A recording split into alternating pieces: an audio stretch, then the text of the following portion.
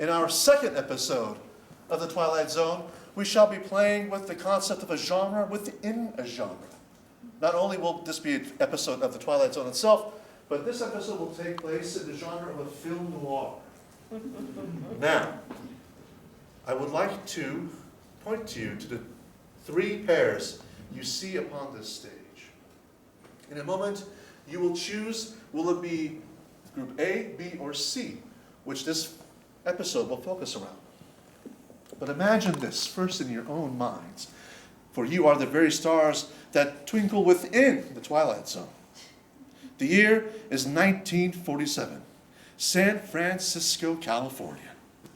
It is 10 p.m. The fog is thick. The ground is shining and glistening from a recent rain. The air is cold, but has a nice bite to it. Which of these three pairs will we encounter? A, B, or C? 1, 2, 3. A! I heard A. Yes. And as these two make their way to center stage, I will now call upon another volunteer. Please, raise your hand, and you will assist us on the stage itself. Go ahead. Who would like to come down? You can also volunteer someone next to you for them. Yes, yes. Hello, welcome. Thank you. Glad to be here. I'm glad you are here. How can I help you? Oh, please. Your name first, please. Bill. Hello, Bill. A hand for Bill, please. Bill, are you familiar with the genre of a film noir? I am, yeah. Usually bad stuff happens. Oh. It's kind of nasty stuff. I like you, Bill. Bad, nasty stuff can and does happen, of course. Bill, please follow me. Okay. Since the last episode already contained a supernatural element, Bill, I'm going to remove this card as an option. Will you please hold my cigarette?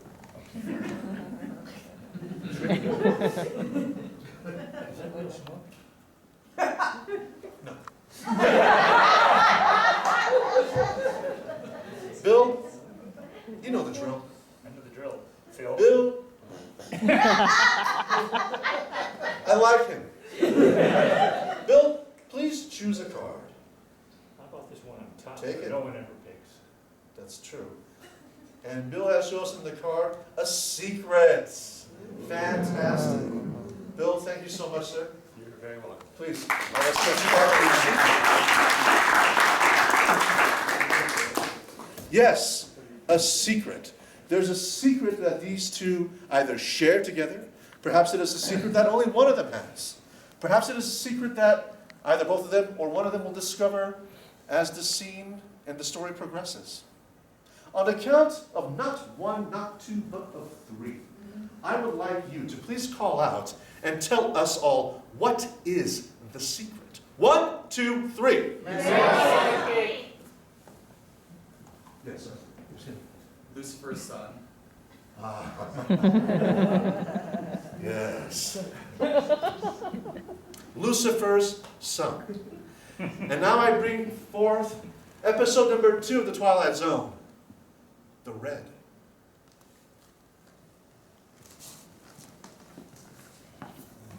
I don't like it, Nikki. I tell you, I don't like it.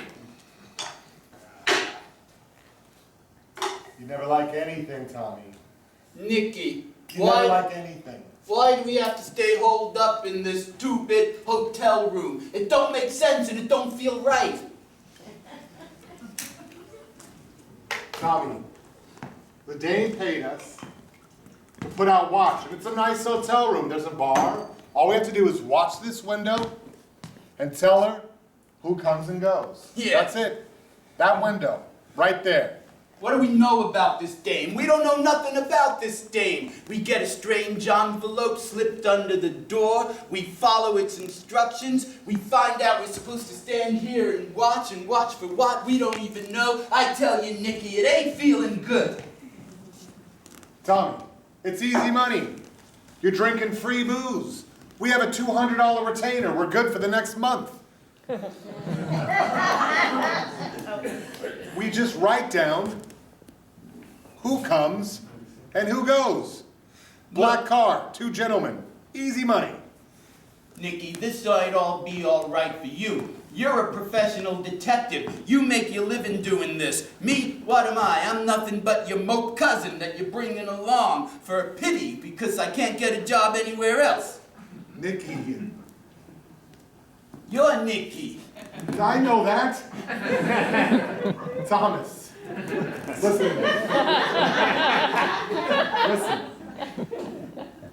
It's true, you're my mope cousin, who I bring along, mostly for entertainment. I get lonely, stakeouts are boring. Look, Nicky. Irish whiskey. Did you pick that up over in the continent? Yeah. We drink bourbon here. Nicky, tell me again. What is it that makes you so sure that this is on the up and up? I mean, what if we're being brought into some kind of trap? Isn't that what happens in your business? Don't you get lured into traps from time to time? Sure you do. You get lured in all the time, especially with a pretty face and a long set of gammers. Why are you gonna fall for something like that again? You remember what happened with Louise, don't you? Yeah, lost 2 toes. And then you remember what happened with Donna, don't you? Lucky I have any toes after that one. But here you are, ready to go like a rat into another trap. That's right. Listen, Tommy, I love you. I do. I know you do. But sometimes your neurotic spinning, you just kind of spiral and spiral around one thing like a rat caught in a maze. That's ridiculous. It's just that I go round and round things sometimes until I'm caught in a maze. That's what I'm saying. Tommy, listen.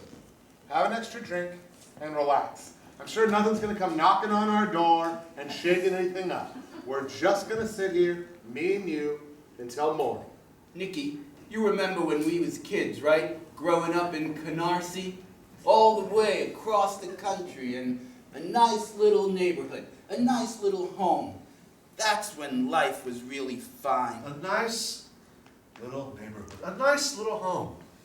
Reminiscing days that were simpler, days that were easy and innocent. Nicky and Tommy, both 37 years old, cousins. The detective and his cousin, a detective and his, shall we say, partner, on a stakeout. $200, that's pretty good for 1947. $200 to supply them for a simple month. $200 that may alter the course of their friendship. For you see, on a stakeout in the Twilight Zone, sometimes the unexpected has a way of turning its head and looking at you. Sometimes the unexpected has a way to come up from the deepest depths of the darkness that we all have inside of us and to laugh. But the only laughter we're going to hear tonight is that of the Twilight Zone. Nicky, I don't mean to sound ungrateful or nothing. I mean, if it wasn't for you, I'd probably be on death row for now. You're the one who bailed me out of jail when I was a kid getting into trouble. You're the one who took me under your wing and let me live in your house when my pa kept smacking me and my ma around. You're the one I owe everything to. And that's why I'm worried about you, Nicky.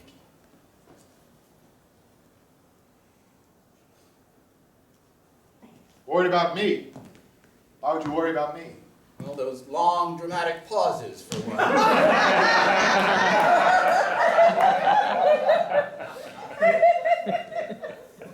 Sometimes I wish when I went on stakeouts that I just left the kid at home. You know? I know we're the same age, but you could see his mental dexterity was lacking. That's what happens when you serve as an artilleryman in the infantry, I hear. Too many gunshots blasting off and rattling the old beam. He was a good kid, that Tommy, but sometimes I wish I'd just smack him right up outside his kisser. Just an extra time. But then I'd look in those baby blues and be drawn in once more. Blood, huh? It's thicker than water.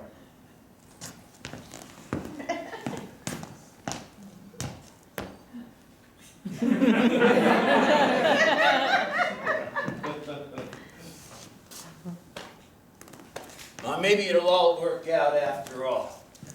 I mean, it's been a little while since you've had a lady in your life.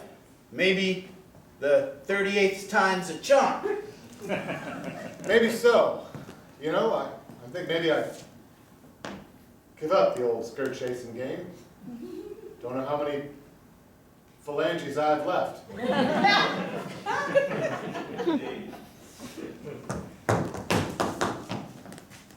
Is that her?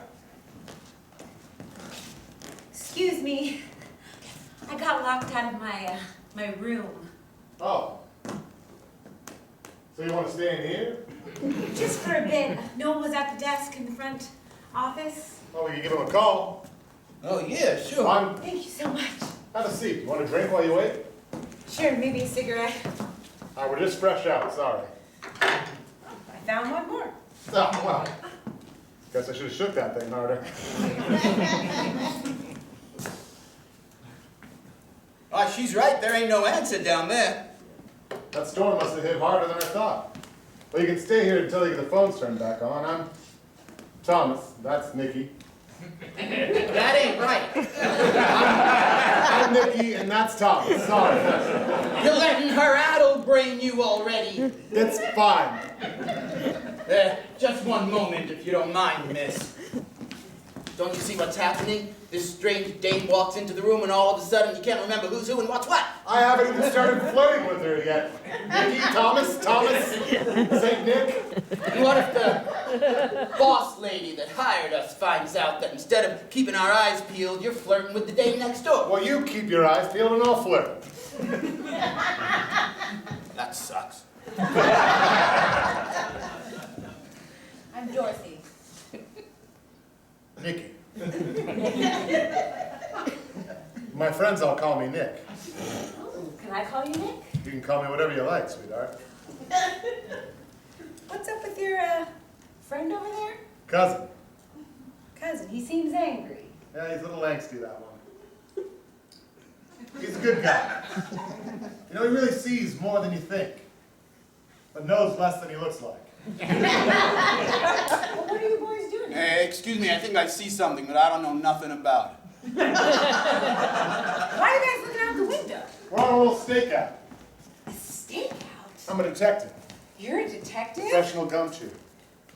Wow. That's right. Can I look? Sure. I don't see anything. But you gotta focus it. Oh. Okay, let me come around this way. Oh. Oh. Look, I see a man. With a hat. These things make it seem like they're really close. Just sitting here watching. Oh, look at that. That's what a stakeout is, and we just write down. Here, hold these. Well, he was a man with dark hair. All right? He was wearing a gray hat, a dark suit, Okay. and he seemed serious. Serious, lanky fella, gray hat, dark suit. On business. Yeah, this is fun. Can I do it again? Sure. Nikki.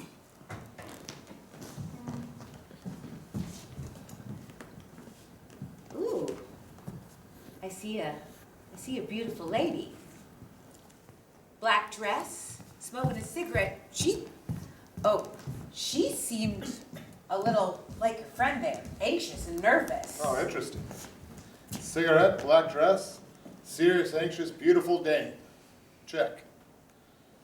Wow, I'm pretty good at this. Maybe I could be a detective. Sure you could.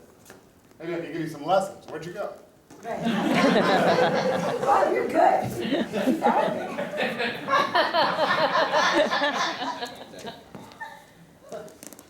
I'm telling you, this doesn't seem good business, Nikki.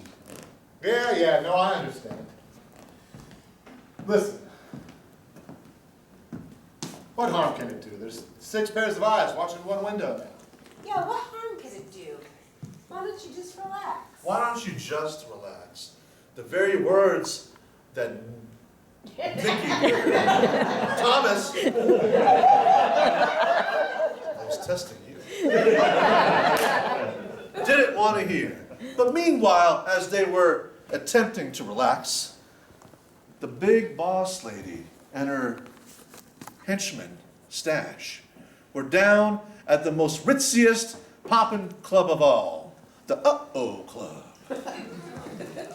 The music was blaring, the liquor was flowing, the air was thick with potential. The Uh-Oh Club was a place where boys go to become men, and women become, well, who knows? And there we find Yes, yeah,